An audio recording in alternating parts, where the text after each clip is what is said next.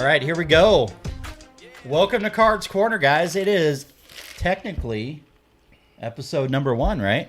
Episode Numero 1. uno.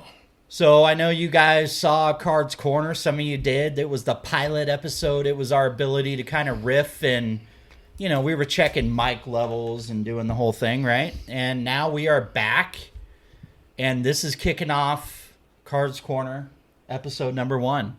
The real deal. This is Be it. technically sound is what. So I don't know if you guys caught the last time, but Devin had the best kind of phrase that's going to sum up Kards Korner. Keeping it raw. It was beautiful. Keeping it raw. Keeping it raw. None of this The is uncut. scripted. We kind of go over topics a little bit, but outside of that, it is all unscripted. It is on the fly. It is Raw. It is absolutely raw. So Ungraded. it is ungraded. It is the ungraded version. We are the non-PSA Beckett and SGC version of We might be that Podcast. mosaic with a little scratch. Mosaic with a little, but it can rub off, Yeah. right? We're just like The commoners. little logo bleed. We're like the common cards. Right? You like the Just commoners, yeah. Yeah, so here we are. All right, guys. So today, here's what we're going to do. We have a good amount of topics we're going to cover. There's lots of stuff in the news about sports. Lots of stuff going on with cards. And guess what? The best part? Boom. They're interacting. Coming together. And that is what this podcast is all about. We are relating sports cards to sports. We're talking about both of them. And our first topic is what came out last week? What is hot? What is not? What is going on with the card industry? So last time we talked, the last time we were on air, Mosaic was a fresh release. We hadn't had a chance to see what legs it would carry. Mosaic Choice kind of came out for us at Turf and Dirt a little bit later than the hobby, but retail has now hit the market. Mosaic went from hot hobby to cooling down to hot again because of retail. Mosaic, guys, what do you think? I mean, how is your overall grade? What do you think? I know Devin's played in the Mosaic game a little bit more than Tony, so To me, the value is way too low. Like if you're a singles buyer right now, I think you jump out there and you start buying. You buy as many rookies as you can get your hands on because Mosaic's the way to go with that. I definitely think, and you don't want the That's what I started doing NFL. today. Don't go on the NFL debut ones. Go get the base rookies. But I definitely think people are jumping ship a little too soon with the prices. I mean, I had to drop some prices a little bit, but on certain ones that I know are going to hold value, I kept it because I think you're going to see it pick back up. You know, we're only 2 weeks into the season. I mean, there's not really a lot of rookies who have taken off right now. CeeDee Lamb, top receiver.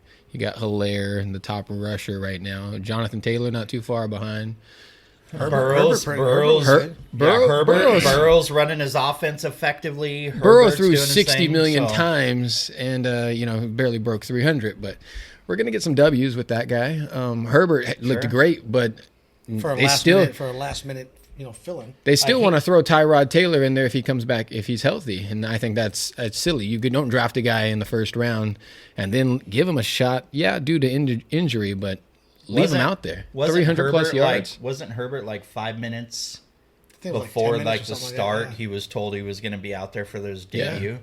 I mean, that's got to be crazy, especially when you're a first-round pick, right? And you're going after it like that. Come on, I mean, that's... And I don't even know that he fared that great in that whatever mini training camp they had or whatever. Oh, you should yeah. call it. I know- He wasn't doing very well. He wasn't even getting first team reps. Right. So, Right. I mean, you're looking at, okay, hey, go. You have no chemistry with these receivers. Go out there now and throw for 300-plus yards. Lead your team. And it's So I was one of these super geeks that watched like Hard Knocks, right? And they Yeah. were featuring the Rams and the Chargers. So we're watching. Herbert didn't take any first team reps. No. Tyrod Taylor was doing all of them. He was standing on the sidelines just absorbing. And for him to come in and make the world champs kind of look foolish. Oh, yeah. I From mean, what I saw, I it was- think it's a great. From what great I saw, it beginning. was just talk about his skill set and how far he can throw the ball and his height average and his height, advantage. I and those personally, things, but other than that, I would have taken him over Tua. Like if we didn't get Burrow, and we had to go a different route, I would have taken Herbert over Tua. I would have too. Sure. I would have too. I think that was more of the franchise style quarterback there. But I think also the fact that last minute notice, like, hey, you're starting. If he would probably prepared all week for the game, he probably wouldn't have fared as well. I who think knows? you don't. 'Cause He had no chance to panic. He was just like, go. It's either do or die. Do you know what the indicator is, though? What? Like, I was in the shop working. Red Zone was on. You know what the indicator was? What was that? eBay website sales started going off with Herbert. You can see that? Oh yeah, And I knew right then and there he must have been having a killer game. Like, yeah. No, and I know I that's, see that. That's kind of the weird thing, but when I'm not paying attention to what's going on the NFL side, and I start to see cha-ching sales, I know. Let's take a Somebody's look hot. because somebody's having a good game. Right. Week 1, I had a Henry Ruggs. He caught one pass for 45 yards, and soon, right after that, ching, sold a card. Wow. And it was unbelievable how quickly something like that can go. But that is the direct correlation between cards and player performance. It is immediate. Without a doubt. I mean, look what happens to my Giants, Saquon. I mean, his cards are going to probably plummet. And I have a lot of good And Saquon and that value. sucks, Because in the industry, I'm- if you're collecting first and second years Oh, yeah. of Sure. the players, I mean, what's going to happen to Saquon's value? and I'm a Saquon fan. Like, there's no other running back that I guess would a put brick. money behind Right. than that guy because his work ethic is incredible. And to see him fall and be out for the year, The is amount awful. of torn ACLs had to be a record. A problem, yeah. Without a doubt. I mean, Absolutely. And some people say, oh, it's the lack of, preseason games. But it's like, if I go out and play football right now, 100% throwing my body out there, I'm not tearing an ACL. I think it's, it's a freak. It's just coincidental that all these guys went out. Sure. But, I mean, some teams... And you don't see it all. I mean, the guy's ankle could have been wrapped up. Yeah. And he turned the other way, and it just, everything went. The 49ers defensive line is now all third stringers. They lost Bosa, Solomon Thomas. I mean, Well, and huge. I've heard Second that year a guys? lot. Bosa, Bosa's second yeah. year. I mean, Solomon Thomas was a first rounder. Oh, yeah. Sure. What, 3 years ago, I think? Yeah, about 4 that. years ago, something like that. But people have been asking the question, is the lack of preseason the result of the ACLs? I don't think it is. I think more of the soft tissue injuries, pulled muscles, things like the that. cramps.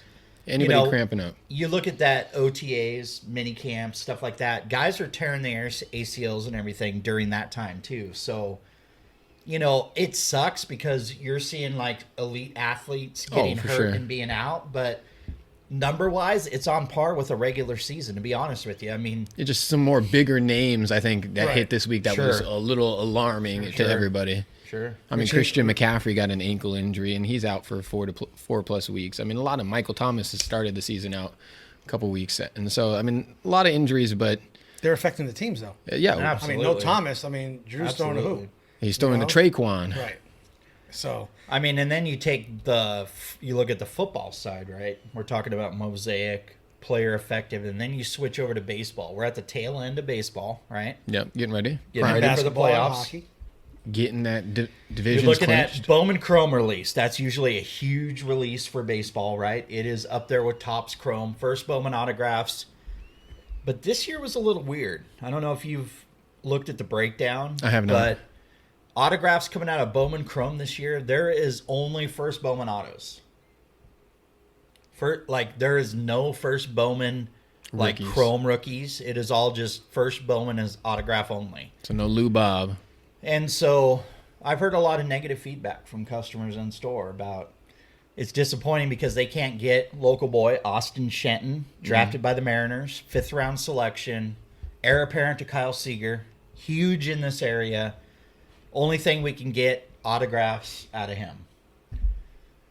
What do you think about that? I mean, that's kind of a big change, right? I mean, usually first Bowman base cards are a big thing to get, Yeah. right? Grade and all For that. sure. And now we're looking at the only thing coming out of Bowman Chrome. We don't know if it's a COVID thing. We don't know what the deal is behind it, but some people are disappointed. Some are excited, So is that going to affect the value on the market as far as like? Well, because they're technically not rookie cards. So. It's technically a prospect card. Yeah. Right. So, but the idea is next year his first Bowman Chrome card coming out, or is his first Bowman auto his only first Bowman you're potentially getting? I would imagine this is the route that they're just going to go for the future. Sure. Just continue doing the prospect route. Yeah, I mean, with the rookies, there was a lot of good rookies that could have been sweet autos to get out of these. But either way, when you're a player, right, like him, Yeah. drafted in the 5th round, not a lot of fanfare, right? Did fairly well. Yeah. I actually saw him play in Everett. Okay. Watched him get promoted. Good dude. Knows baseball. Gets to sign his first card, send it off.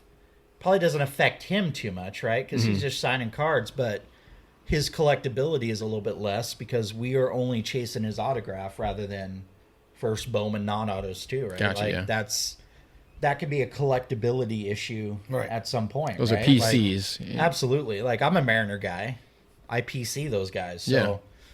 I don't know. It's a little bit strange. I've heard a little bit of blowback. Have you noticed any? I mean, we're at the tail end of baseball, right? Have you noticed any changes in? You're an Oakland A's guy. Your Oakland A's are making the playoffs. Everybody's They punched clinching. their Yeah, ticket, I mean, right? they got the division. This is the first year, and the Astros are going for a 4-peat of winning the division. But is there a direct correlation with card prices in current baseball? I don't think what so. do you think? Like, even with like the MVP race, to me Sure. that would have been something that I feel like people would start buying, more cards of the guys hot in the race. Jose Abreu, Tim Anderson, some of those guys. But I still feel like it's a little flat, and I don't know if it's just the baseball fan market Sure. is a little lighter than the football and the basketball side of it. I think the baseball is more the traditional collector maybe, and not chasing for that hot, what's now, what's current. Right. Because I mean, I don't feel like it fluctuated even throughout the season when Tatis was on fire, hitting home run every game.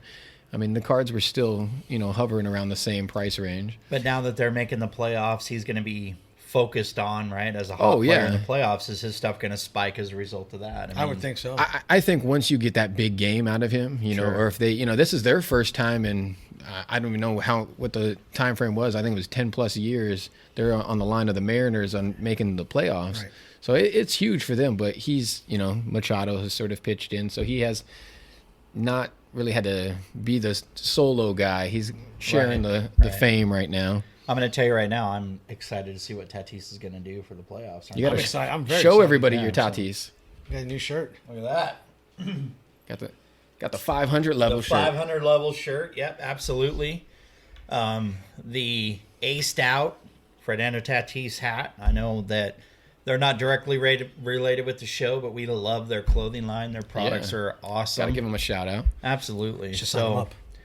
So Hot Topic came out yesterday, right? Fines were released for the NFL. Big one for us locally. Seattle Seahawks fined $1,000 for Pete Carroll not wearing a mask. Apparently, $100,000, and apparently teams are being fined $250,000 for not. So there were 3 fines released yesterday for coaches and teams. Yep. Most likely, Team owners. Most likely John Gruden, Well, that's yet to be Sean determined. Payton. Yeah, both of them got fined. Did they Today? get fined Yeah. today? Today. Yeah, they announced that. Because he So- was apologizing last night, right after the game. He started apologizing So during the post conference. one of the things I noticed, right, because I was driving home after the shop last night and I heard they released the fines during Monday Night Football. I was shocked at the amount. Okay. Because if I remember correctly, and I could be wrong, but Myles Garrett pulled Mason Rudolph's helmet off, And hit the him living over, shit out of right, him. hit him over the head with it, and he was fined half as much. He was suspended, right, and nobody's been suspended, but the dollar amount seems a tad ridiculous, and here's why I think that. During the game, I'm watching coaches pull their masks down, they're communicating with their offense, whatever they're doing. Yeah. I saw Drew Brees standing on the sidelines, no helmet. He was by himself, so he was social distanced, Yeah. right? But he was drinking his Gatorade, and he was just standing there. So how much do you think the players need to be on the hook for not wearing masks when they're on the sidelines, or is it solely a coach issue? It doesn't happen on the sidelines because after Carr threw that touchdown pass and they went to celebrate, those guys' face masks were Oh, there's spit they were flying inside. connected right to it. There was 5 of them. I mean, where do you draw the line as far as So like, where I drew it was players aren't in a bubble like the NBA, right? No, yeah. They're allowed to leave the stadium. They're allowed to interact with their families. You know, you got a 53-man roster. Is it Yeah. safe to say 20 of them are clubbing? I mean, I don't know how many clubs are operating during the COVID, but coaches don't strike me as one that are more socially active after a game. They're going home than a player would coming be. back to the office. They're at the stadium. So should it be a coach driven? We're going to punish the coaches, or should Set it be the example? Right? Should it be a punish the player? I mean, I have a hard time punishing Gruden, punishing Pete Carroll, punishing any of the coaches. If the players aren't going to mask up, why should the coaches? And you can nitpick it all day long, and you say, sure, are the trainers, are they each getting their own individual Gatorade bottle? Are they being wiped down? Like if you go to a retail store, they're wiping down the credit card machine or something. They wipe everything down after every transaction. That's a great point. Are they wiping every bottle down? Am I giving, because all I see is those carriers carrying like 6, maybe 8 at most. Oh yeah. But 6 bottles at a time to for 12 take players, care of an players. entire offense. Right. I mean, come on. I mean, I'm squirting into you. I'm squirting into you. Right. So that's what kind of. So is anybody going to say anything though? I mean, we're going to take the fines. I mean, is a coach going to stand up and say I disagree with it? But they agreed on these rules. This is players' union. This is a player. But I think the players, if for some reason they got fined, I think you'd have a lot more pushback from them than the coaches. The coaches you think are like, it would be more of a union issue? Yeah, I'm the example. I'm going to lead for my players, my team. Well, Gruden said I had to talk to my players, and I have to talk to them clearly, and in critical situations, blah blah blah. And it's like. So I just understand it. I hate to do this, but like watching the Hard Knocks, right? It's very interesting to see the COVID protocols that teams like. I watch previous seasons, and it's interesting to see everything they have to implement. And the coach for the Rams, he has to pull his mask down because his players can't see his facial expression. Oh yeah, like he could say a word, but a word can, can mean 3 different ways depending on the face of the coach. Yeah. Right? Can you imagine if Mike Ditka had to wear that back in the day? Oh my goodness, he would have chewed through it. Are you kidding me? Man. Bill Parcells. I mean, you see Belichick now. Yeah, I mean, and then these guys and Belichick in a hoodie and a mask. Yeah. So the most ridiculous example I saw was there was a snippet on Facebook. I don't know if you saw this, but it was for the Emmys. Did you see the clip about this? No. So it was. I know, but when you talk about coaches being in trouble for masks, right? Gotcha. If I was a coach, this is how I'd protest.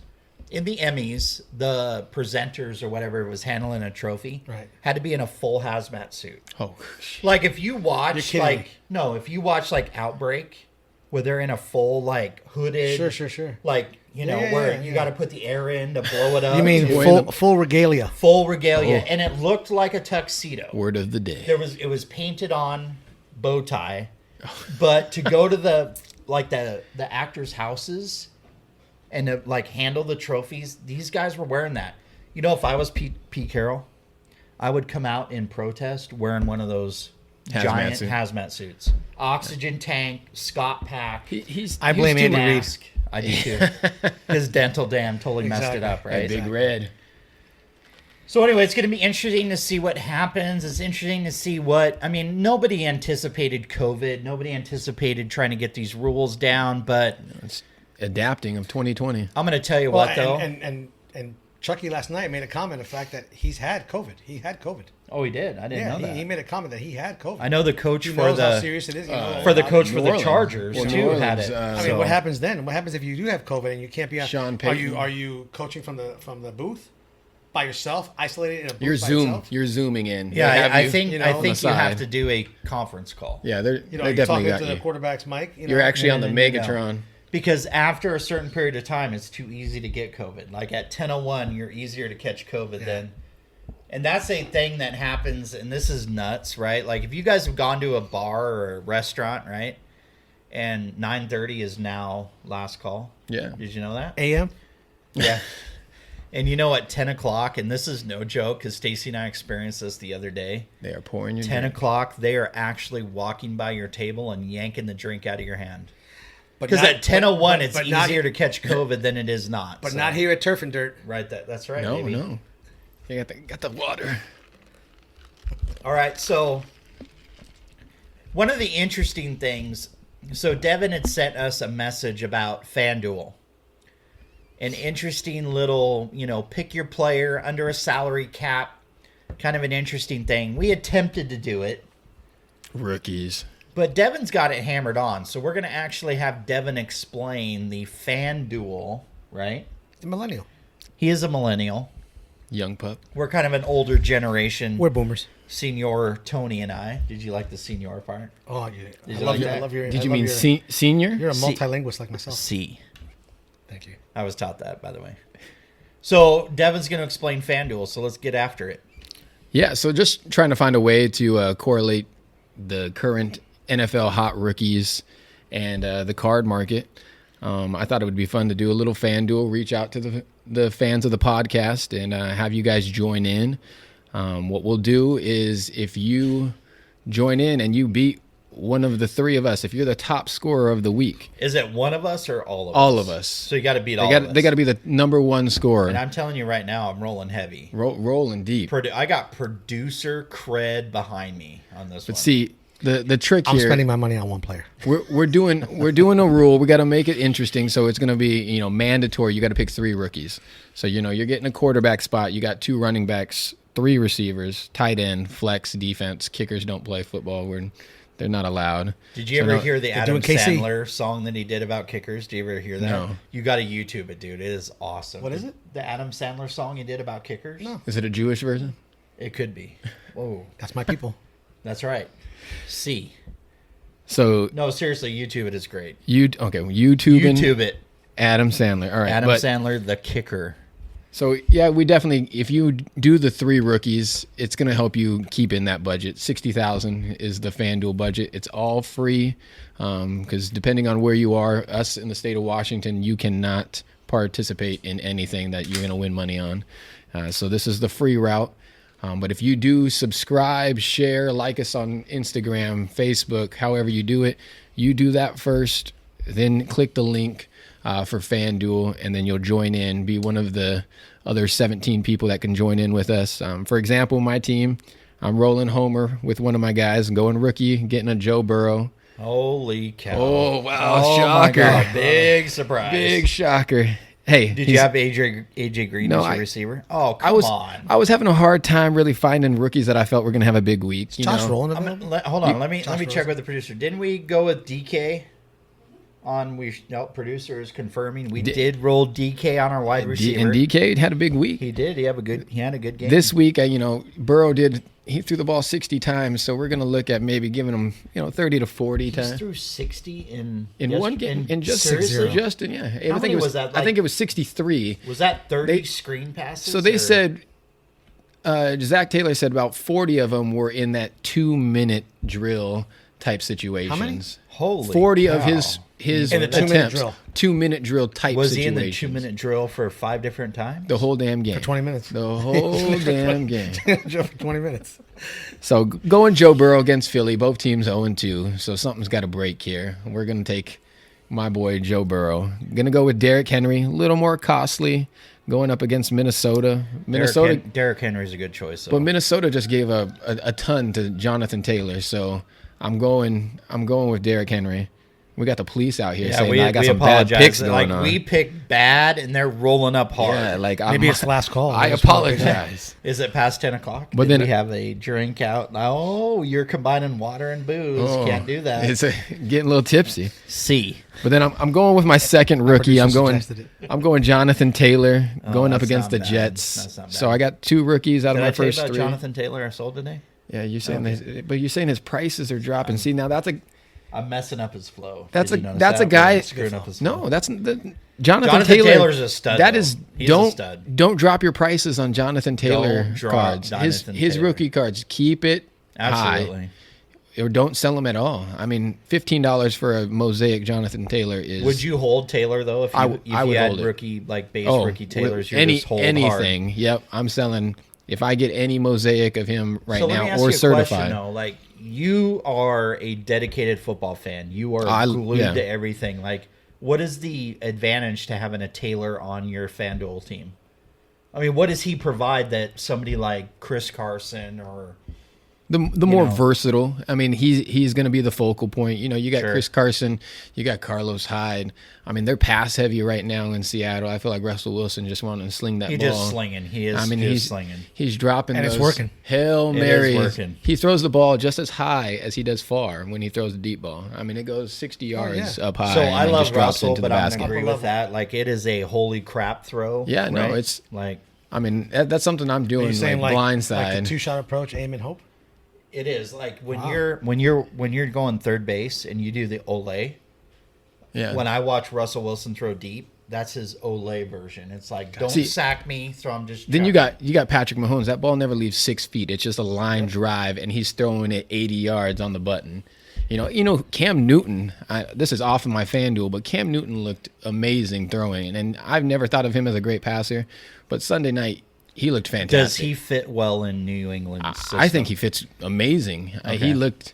What about you? I think so too. Don't run the ball. With a couple seconds left. Saquon though. I mean, he's upset. But Derek Carr tore it up last night too. Hey, he looks good. I mean, but he looked good, and it was his quarterback is Daniel Jones. So Cam Newton's sort of reemergence as a passer is what I think is great for him and great for New England, as much as everybody hates him. But do you think like Belichick and Newton have a frictional relationship? No, I think they go out to dinner. I think. Do you think so? We're gonna see. Belichick's gonna have that hair. He's gonna have that. Oh yeah. Oh man. We named it at the. If they win, they will. We named it at the Doctor household. We call it the unicorn. Yeah. No.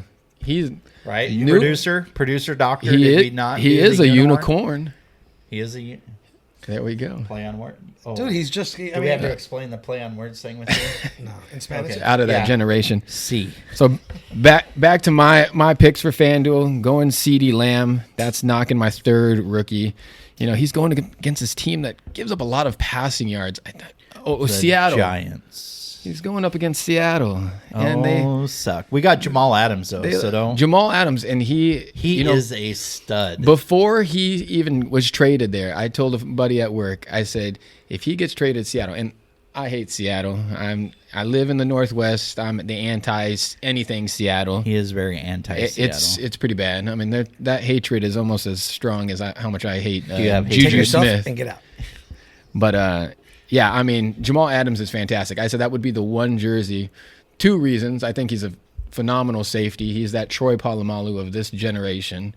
He's he's at the line. He's playing back. He's doing. So you would wear a Seattle Jamal Adams jersey? I will wear, and I'll get it on air. I'll wear a Seattle Jamal Adams. I'm going to tell you right now, Devin comes into Turf and Dirt wearing a Jamal Adams Seattle jersey. I'm handing over a $10 bill immediately. It's got to be the white one, though. I got to be clean. I got to look fresh. And also, my number's 33, so that was just a plus side for him. What do you think about the Giants picking up Devonta? I think that's a great pick. Fantastic. You know, his talent is never lived up to the hype. I think he's extremely talented. I mean, as a pass catcher, he's small. I mean, he fits through those holes, and he can still pound the rock too. It's not the elusiveness. He reminds me like a little bit like. This guy's probably bigger, but Steven Jackson.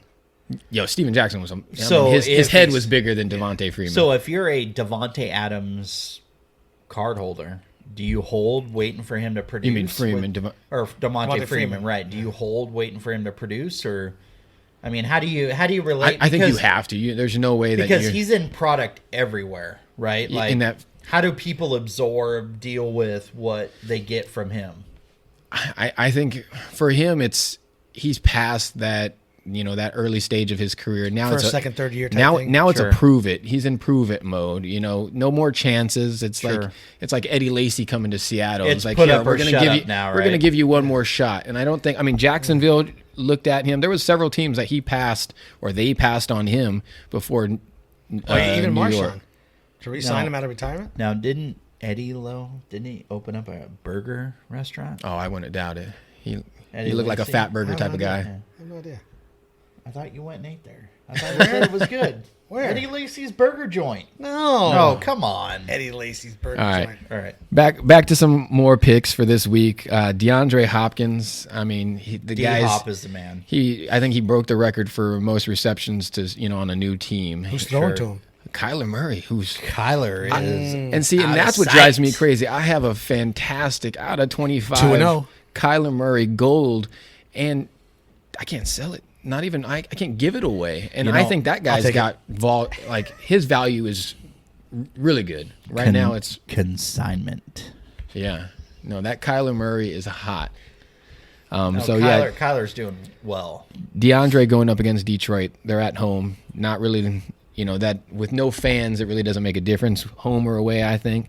But DeAndre Hopkins, he's one of my favorites. Receiver, I'm a receiver. D-Hop's a stud. I think anywhere he goes, you throw the ball in his vicinity, he's there. He's going to catch it one-handed, one finger, no matter what. So I see him putting up some more big yards. And he was one of my higher expensive guys for this week. I went with Robert Woods for another receiver. Nice vet receiver. Just got paid, big contract. With that offense, they're 2-0. I think people are shocked with the way the Rams are playing right now. They do have some question marks at the running back situation. No Cam Akers now. A hot rookie with a lot of promise. I think that's unfortunate for him to be out. But I do see Robert Woods. They're going to definitely be in that passing game. Him and Cooper Kupp catching the ball. Cooper Kupp, Eastern Washington University grad, right?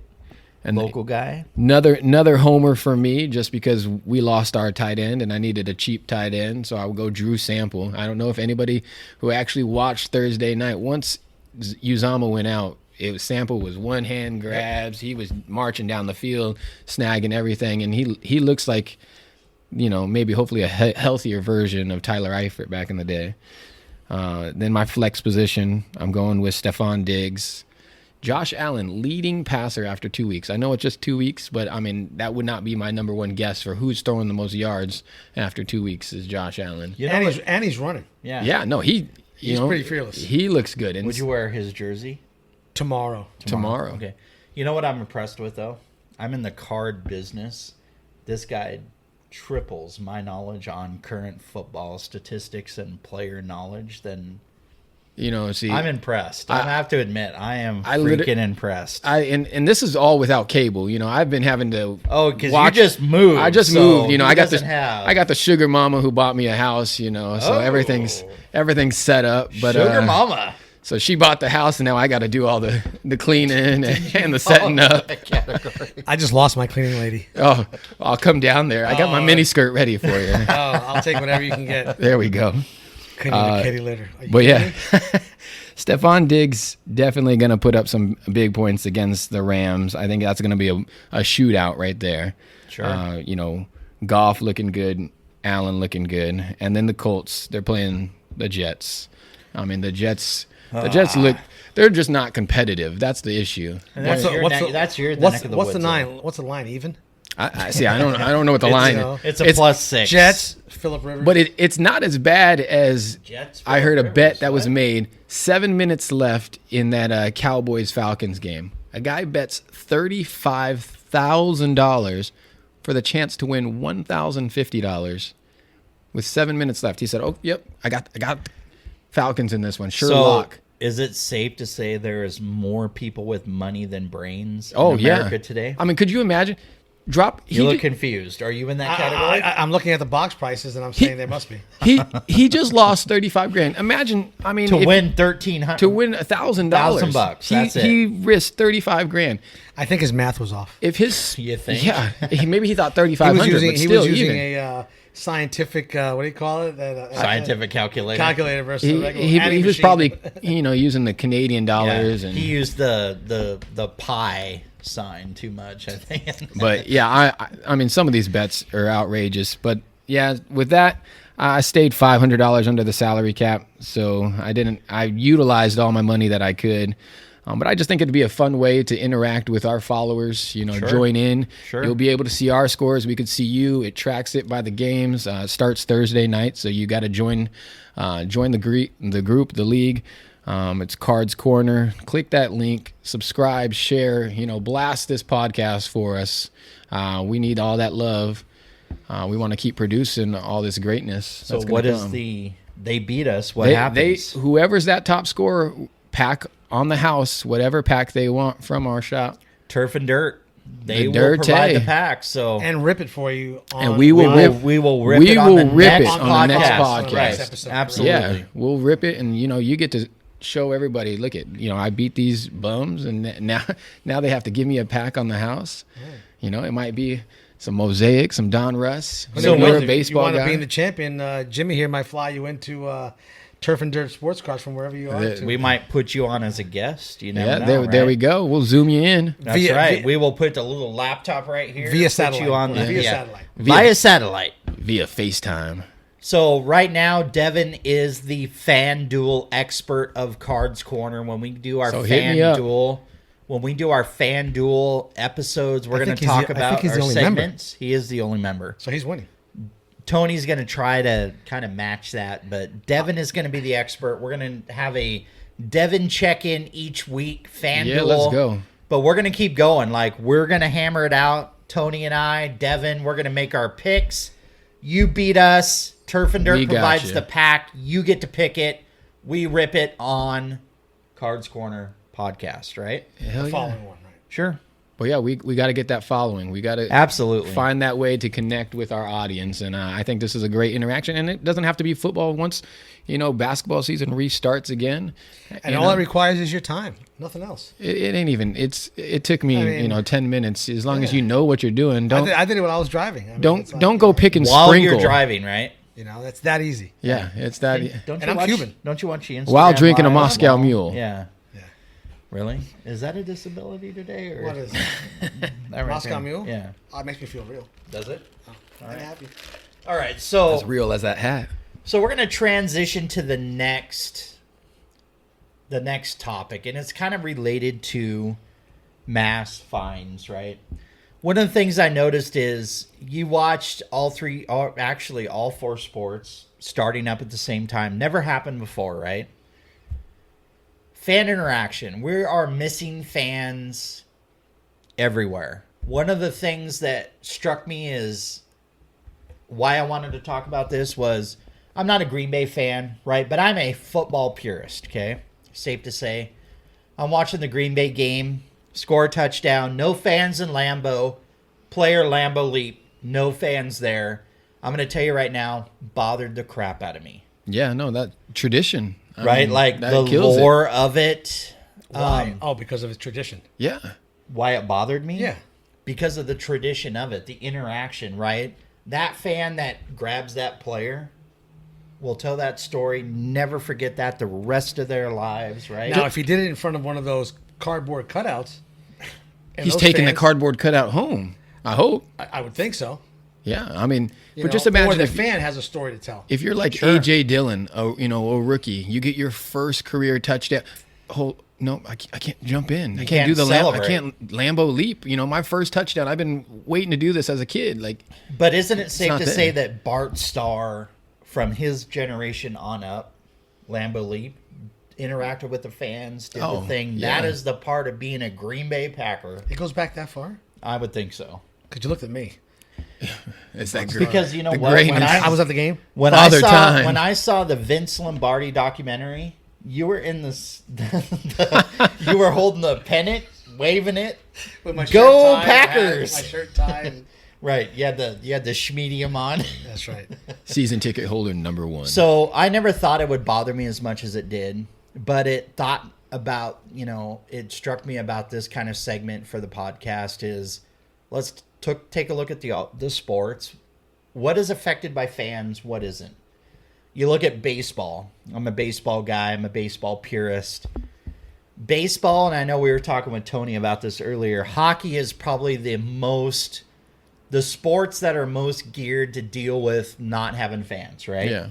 They're used to it. Nobody goes. Because of the glass. Just because of the glass. And, players come up to the plate. Fans aren't interfering with the ability to throw a strike, hit a home run, those kind of things. Basketball at a foul shot, the guys, everybody's... Right, they're waving the things. That might affect them a little bit. I didn't even think about that. So I thought a great segment to talk about how much does it really affect it, right? Like baseball, we're looking at, not a big deal. Football is numero uno. It's the main I just don't like cause. the piped-in audio. And what was the thing, like a decibel level of 70? For football, you can't go, because... I mean, that's crazy. But places like Kansas City, Seattle, some of the top decibels. Buffalo, yeah, I mean, those are places that they need that to get those offside calls and, those free plays. So how much is it off though? Like Dallas allowed 20,000 fans into their stadium. Yeah, I mean, and Seattle couldn't have zero. Cleveland had end zones only were allowed to be occupied, and that wasn't bad. I mean, it makes it look like there's fans. Is that like a team ownership type of thing? So well, I mean, is that an issue? So, like, are you allowing a better like home field advantage, allowing fans in certain stadiums and not in others? Like, should it be uniform amongst everybody? I think it should have. I think there should have been a clearer direction of how they wanted to go this year. I know Al Davis's kid, I can't remember his name, but I know he said with this new stadium, he didn't want to, it was either all or nothing. He said he didn't want to just be able to trickle in a couple fans into this new stadium. He said he wanted everybody. And so he actually said that he will not attend a game this year at the new stadium because he didn't feel like it was right to experience it without the fans there. But yet you can have Tom Brady show up at a Buccaneer game. With you mean Brett Favre. I mean Brett Favre. Who did I say? Tom Brady. Because he was wearing Tom Brady. He was wearing the Tampa Bay T-shirt. Did you see? And he had no mask on. Did you see? And he was eating. Did you see the issue with like I believe it was the Nationals general manager. He was in the stadium, only person, not wearing a mask. Umpires saw him, stop the game, kicked him out, make him leave. He refused to. He crossed his arms, said, "I'm not moving." So they stopped the game. Umpire, crew chief, gets on the phone to MLB to rat him out because he was in the concourse and would not wear a mask, put on a mask. They stopped the game for like a half an hour and went nuts. I mean, well, Strasburg's been kicked out in the stands. I mean, come on, like, and today we had, yesterday I think it was, that Boston Red Sox fan got into the stadium during the game and then it started with the whole, and you could hear it because you could hear a pin drop, right? Oh, sure. He's yelling out all kinds of freedom. Oh God! And bringing in, stuff that's not needed. Political stuff that's happening. In our world right now. As fans, right, as traditionalists, I think we all have our own level of what we believe. Mm-hmm. How much is ridiculous at this point? I mean, to me, we've way past the line of ridiculousness. Ridiculous, yeah. I mean, that's a show. I think so too. I 100%. I mean, does a GM when they're in their home stadium, do they have free right? I mean, I assume so until I saw that incident. So the umpires control everything, But Jerry Jones is in the box. I mean, he has like his whole family, his whole entourage. The thing I noticed, like after the game with the Cowboys, he took his mask off. They were hugging, kissing, doing the whole thing. And that's not an issue. Well, yesterday Gruden, when he went to put his mask up, he just went like this, and it just went above his upper lip right here. Like it went up a millimeter. So I'm somebody who believes in being equal, right? Like if you start setting different standards in different stadiums, teams are going to have an advantage over others. What's good for the goose is good for the gander. Correct. Like, we've got to figure it out because I think we're going to see slanted football. For instance, the Cowboys are going to get a little bigger jolt of 20,000 fans in the stands than the Green Bay Packers, who have zero. Because the What about come playoff time and Super Bowl time? But the city's not allowing, the city's dictating what happens with COVID, right? Yeah. So, on the baseball side, I know.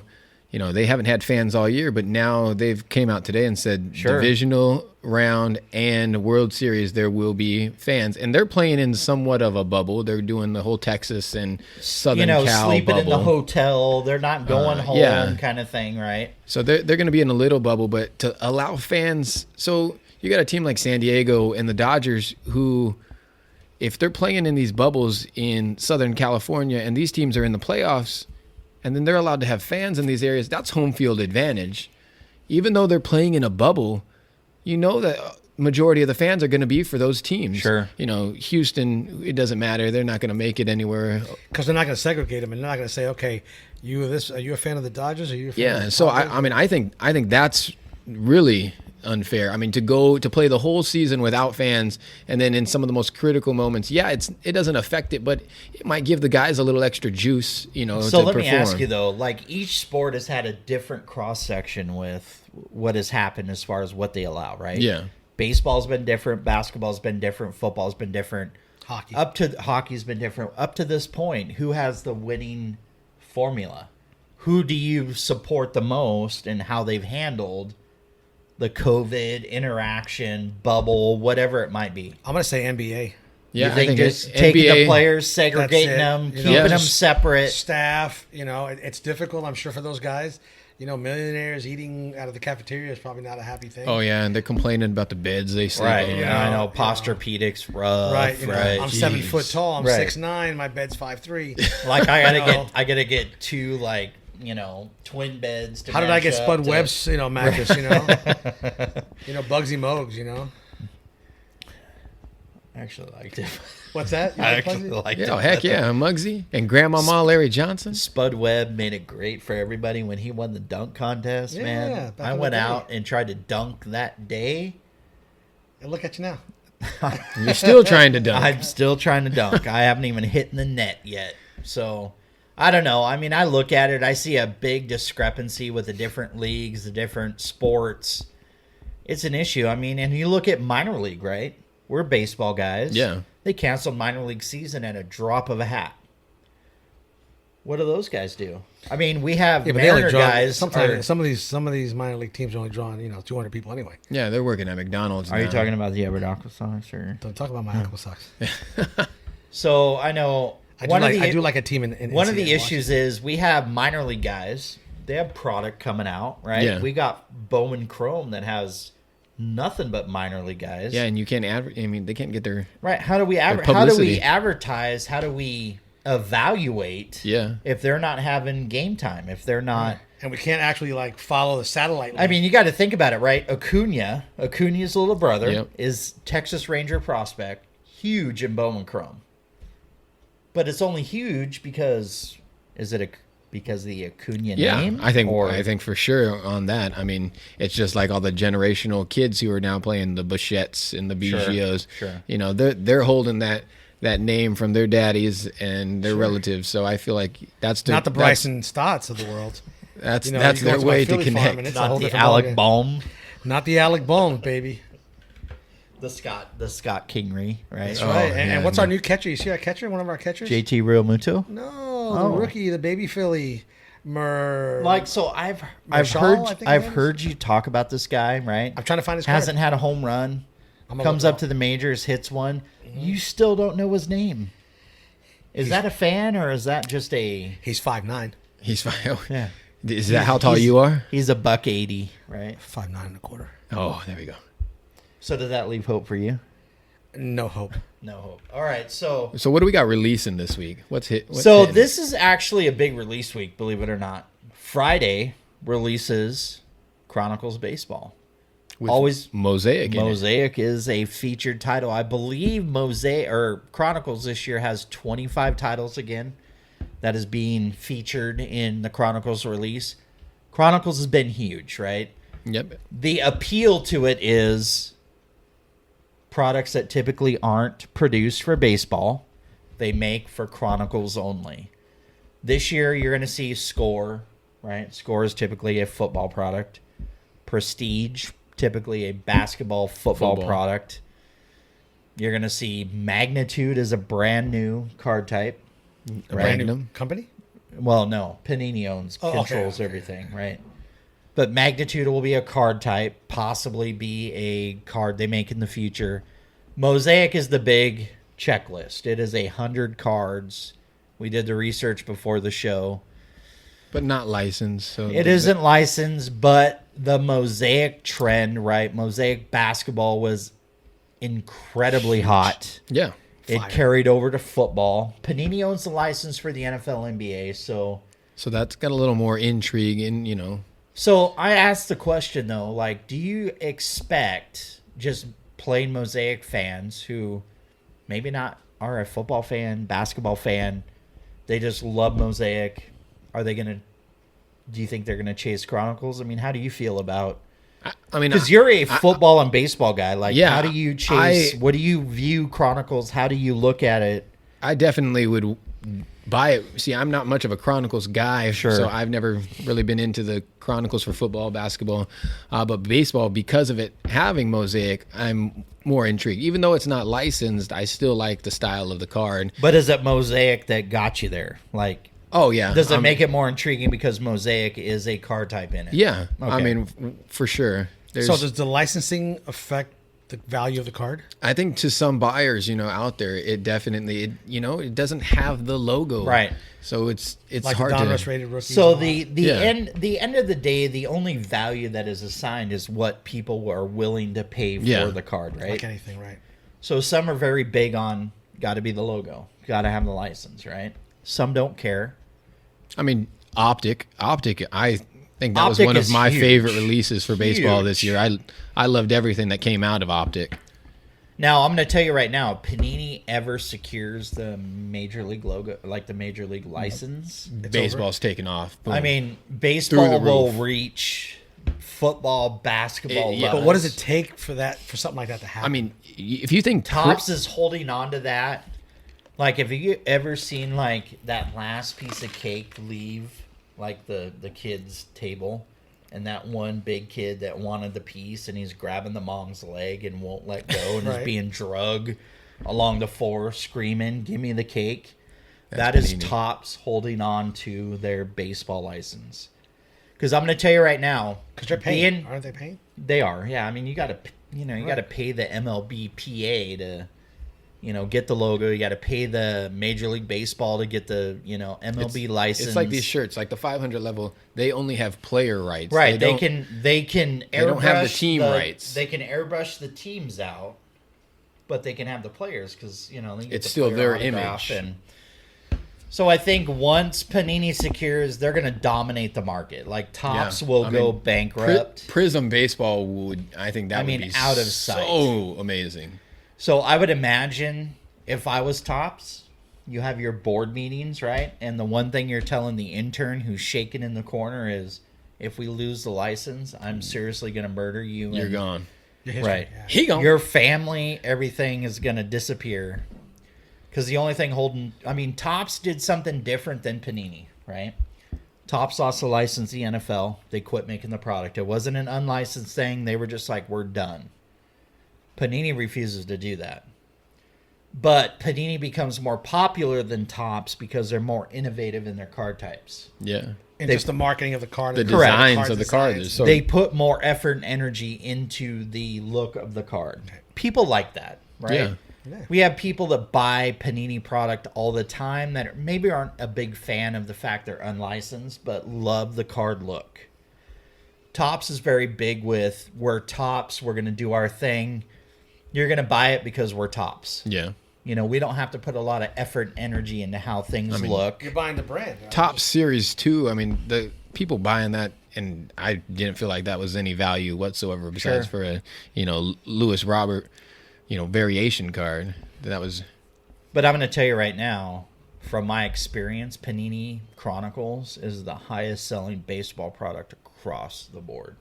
Really? Yeah, Huge. I mean, and if that's the case, and then you throw Mosaic in the mix, I'm curious to see what the prices are going to be. So even compared to last year, because Mosaic wasn't a part of it last year, it was huge. Like because we were approaching our 1 year anniversary at Turf and Dirt. Happy birthday. We appreciate that. So that was the staple product we had on the shelf. Felicidades. See. And we probably went through. Let me check with the producer.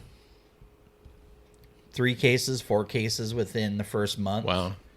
And that was with a non-Mosaic. And that was pre-Instagram for your shop, too. And that was pre-Instagram, yes. So that's a lot to come out of shop. Through the door. That's huge. Nowadays, that shop is not as via popping. See. So, Chronicles with Mosaic is going to be huge, okay? So, looking at the checklist, you have Robert. You have Bichette. You have Jordan. Lux. Jr.? Vladdy's, no, that was last year. Guerrero Jr. is in it, but he's not. He's not the hot. Kyle Lewis. Alec Bowman. How about some Cronenworth? That's going to be the NL Rookie of the Year. Now, but the thing that concerns me, though, is when we were looking at the checklist, right? Usually with the card type, there is a 20 or 30 player checklist, right? Yeah. Mosaic has a 100-player checklist. See, they're just monopolizing, capitalize. So does that hurt the value? No, I think that that increases the value because you're going to have that many with that big of a set. You're going to have that many more people trying to chase, rip more, chase, buy chase. more, and buy. So I mean, 100 cards. If it's 30, you might be able to pull that pretty fast. We're just 30 cards, but you're talking about 100. Because for instance, like Status, right? Status is typically a basketball product, but they do that for Chronicles Baseball, and usually it's around a 30 card set. So people try to chase the Status set because it's kind of a neat thing to do, right? But usually a box or two, you're getting there. You're 3/4 of the way there. You buy the rest on eBay, you're good to go, right? So, but Mosaic this year is a 100 card set. And for me, trying to study checklists and understanding product being released, that's a lot. That's deep. That is pretty deep. And then you got every variation that's associated with it. So you have Mosaic Base, Mosaic Red, Mosaic Autographs. You got to get all of those colors. It's crazy. It almost makes you want to take a nap. How do you And we feel? haven't even talked about soccer or basketball. Soccer is releasing. Soccer is releasing tomorrow. Right. We've got Select Soccer releasing tomorrow. And that's Star Wars. You already ripped Star Wars. Star Wars? Are you releasing Star Wars? You ordered? See.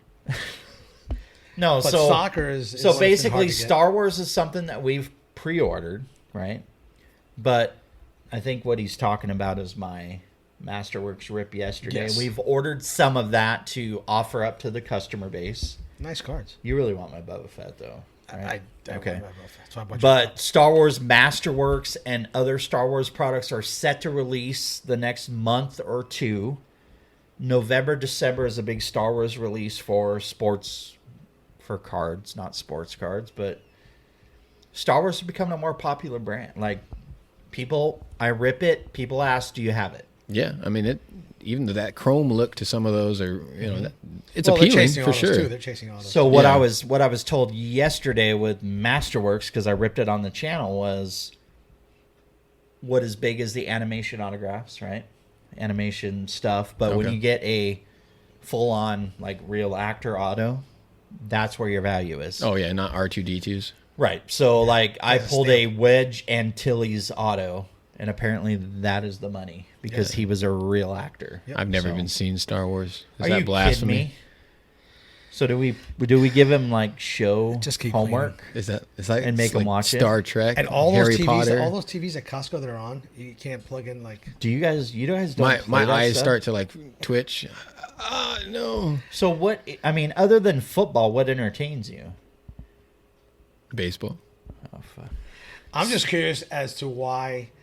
Is it because we're a region without basketball? I mean, we got the Trailblazers. Basketball's rough. Team. Basketball's. I mean, as soon as the Sonics left, that was it. People freaking rebelled. Yeah, they still sell the hats. They still sell the jerseys. They still sell the memorabilia. Everybody. I mean, they're living the dream back. Like they're still putting Durant jerseys. They're still putting Durant's on the Sonics jerseys. I mean, come on. Is it, 3 teams now? He's changed it. Yeah, but they do that in China though, right? I have no idea. Like if you order the China jersey. Hey man, I got a huge collection of jerseys in general. I do own one jersey, at least one jersey for 30 out of the 32 NFL teams. I mean, then do you have a basketball jersey? Who's your Seahawk jersey? Julian Peterson. Oh my goodness. See, growing up in California, he was a hot 49er, and then he came to Seattle. So I can't find a Jim Zorn to save my life. That was the only reason why I bought a Seattle. So I'll freshen up and I'll get how that Jamal excited Adams. I would be to see a number 10. Like I walk into like a look local jersey shop and they have a Isn't he from up here too? Doesn't Zorn he live number like 10? A little north of us? Have you seen the milk commercial that he and Largent did back in the day? I just watched the show. Oh my goodness, it is. It was like, what did they paint that on? Right, and they sung. It's actually glue. They actually sung the jingle. Yeah. It was awesome. I mean, it was terrible. Awesome, did you see like Zorn's like underhand throwing these at? Oh my goodness. We're going to go throw underhand here in a minute outside. I pulled a Steve Largent out of Mosaic. That was a pretty hot one. I like that. Celebrate. Woo! Yeah, hey, that's a Last night I was searching for, I couldn't find it. I was searching for a Kenny Stabler. Oh. Old school. Who's that? The Snake. Rest in peace. I was going to say, didn't he pass away? Yeah. Okay. Yeah. All right, guys. So we covered the gamut today. I think we have a lot of things. I mean, we got a lot to process, a lot to talk about. There's still so much that we can talk about. I mean, you could go another hour, right? Oh, for sure. And I don't want to drink. Let's keep going. We haven't talked about. I mean, we've done it a little bit, but the interaction of cards and sports is a real thing today. It is. I mean, anybody who's out there and who doesn't believe it, get yourself an eBay account. Absolutely. And just watch. You don't need just click on the little watch button and just find those players who are who you think might take off and see. It'll alert you every time. But I think that's just if you're somebody who's wanting to get into the collecting. Just get an eBay account. Don't have to buy anything. Don't jump in. Just go look, search the cards that you're looking for, the players, the brands, and then just click the watch and see the prices take off. And there's a direct not correlation. Even just watch your local sports channel, right? And there's a direct correlation. And see what's trending and see who's hurt, who's not, because there's a direct correlation with who does well on the NFL game and who sells on especially their with the accounts, NFL because right? it's such a short season. Sure. That I feel like a big week is. Unlike baseball, in a normal year, 162 games, if a guy hits 4 home runs, it might not, be. If he did it for a week, it might take off. But let me ask you this. If a veteran player has a phenomenal year, best year he's ever had in his career, does that affect his rookie card? It can, yeah. It depends. I think depending on the player and what he's done. I think more so. What does that mean? You're looking at the longevity. If JT Realmuto set records for him personally on the doubles that he's hit in a season, no. But if Molina with the Cardinals, like Frank, 17, 20 years, is that worth anything? Frank Gore, it can be. It can be. Frank Gore is creeping up the all-time rushing record. Chasing Emmitt Smith, but. That's one where it's like that guy wasn't even supposed to have, a 5-second career, let alone be the longest, tenured running back. So I think somebody like him, if he does break the barrier, he creeps even closer, I think you could see some spikes. You'll start to see, I think a lot of even going into the Hall of Fame, you see some spikes in your, those rookie cards. And I always believe it's about the here and now. Yeah, but see, that's true. The here and now could be the Hall of Fame because there's some different discrepancies with players that are doing well, like Frank Gore. Yeah, you look at his Topps rookie card, right? You could probably buy it for $3. Oh yeah, $2, and it should be for somebody who's creeping up. I know he's done it over a long period of time. But to have that as a running back. But to be the running back with yards, touchdowns, whatever it is, having the 20-year career, his rookie card should easily be a $10, $15, $20 card. I think easily. So I think the market that is affected the most is the rookie market with what's happening now. Your CeeDee Lambs, your Joe Burrows, your Tuas, your Justin Herberts. They're going to CeeDee Lamb had a big game. I have a case hit Majestic out of Certified that as soon as that big game he had, then I'm getting offers for the card, and it has a volatile swing more than your average. I'm holding it. I still don't. Guy offered me a decent price, but I still don't want to part with it because was it like a 2-week window? I feel I feel like the value can still creep. That one big game, I think that person's $75 might turn to $100, and I think you'll still see it go up. I mean. But what I've learned in this business is that if you're not a Patrick Mahomes, if you're not a Lamar Jackson, you have your rookie season to set your mark for cards. Yeah. After that, for sure. If you don't, you'll be sucked and lost in the, what do we call that? The card purgatory of the black hole. Right, of no value, right? Like Frank Gore should be worth money, but he's not. But a base Patrick Mahomes out of Don Russ could go for $10. So what about like a Roethlisberger? Didn't he win a Super Bowl his second year? Roethlisberger, you could get a Roethlisberger rookie for pennies on the dollar. For sure. Yet he has a similar career so far. Eli Manning. To Pat Mahomes. But see, the card collecting community is the here and now, what is hot today. That's what I'm saying. Absolutely. Buddy. That's what I'm saying. So if you're up on what is hot today, you can function in the card market today. Yeah, it's got to be current. I mean, absolutely. Or wait till they're deceased. But the problem is CeeDee Lamb, if he ends the season leading the NFL in receiving yards, or even just being the top rookie in receiving, coming into next year, if he doesn't reach the status of Pat Mahomes, he will be lost in purgatory forever. Yeah.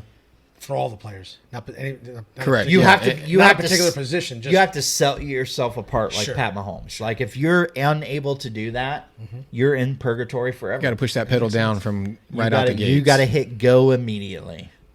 So Steve Largent, my favorite, but guess what? So much for my Hillis. Yep. Peyton Hillis. You know, Jonathan Taylor. I mean, those guys, Clyde Edwards-Helaire, like those guys have a chance to creep up in the the overall yardage.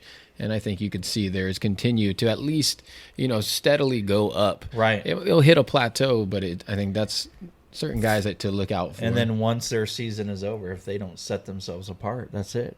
Yeah. They're done. Enjoy your career. Collectability is gone. But see, that's where you're holding that card.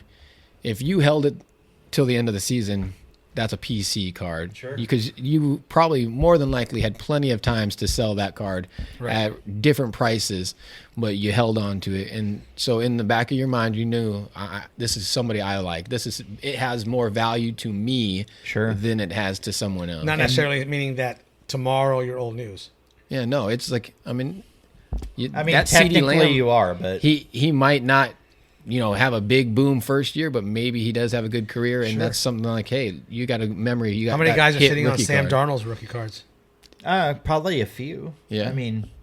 I mean, Drew Lock's value this year, before this season, was way higher than I thought that guy's value was. Brutal about that though. Like I listed a number to 10 black of Drew Lock, and the minute I did that, he went down with a shoulder injury. Oh, so you don't do that. That's it. You got Blake Bortles coming in now. Oh, well, our boy D-Mags here. He read the NFL Player of the Day, and it was Baker that Mayfield. Was dog shit. And he even said it himself. That was bad juju. Yeah, and you said it out loud, and I was like, "You're done." Yeah, that was bad. And that's all I thought about during the game. Yeah, no, for that player to land on player. Oh, absolutely.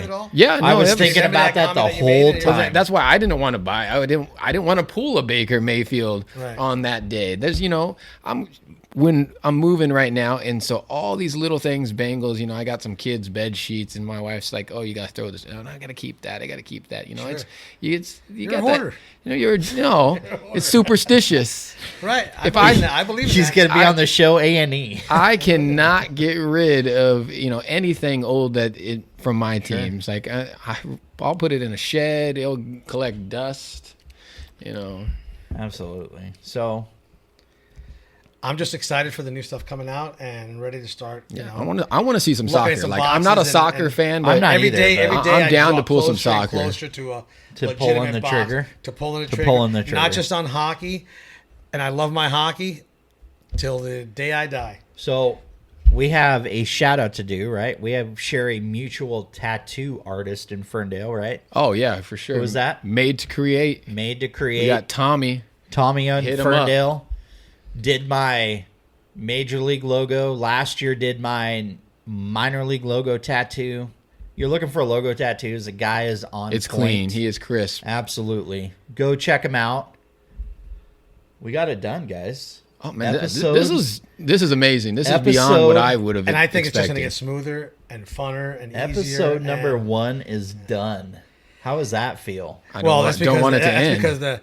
That's because the spectators didn't see the pre-game show. You know what the craziest part of this? That pre-game. You know what the craziest part of this was? Is we had no idea what the chemistry would be like between the three of us, and it flows awesome. It's fantastic. I'm impressed with what we've done with so far.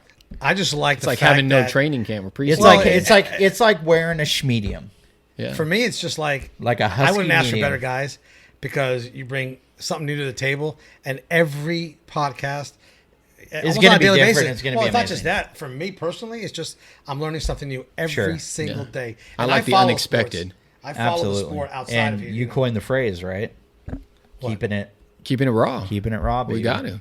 That is how we go. We got to do it raw. So, do we do Kards Korner shirts? Just like keeping it raw?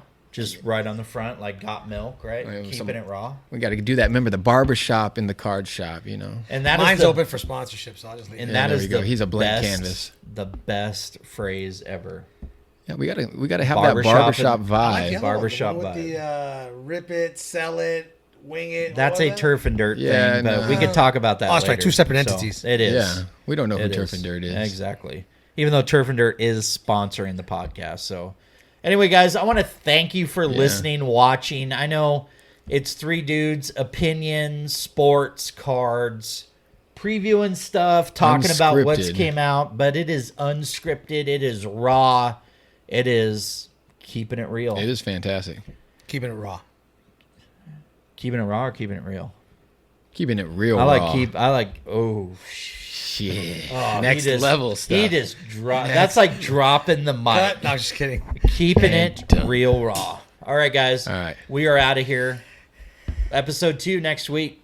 Stay tuned.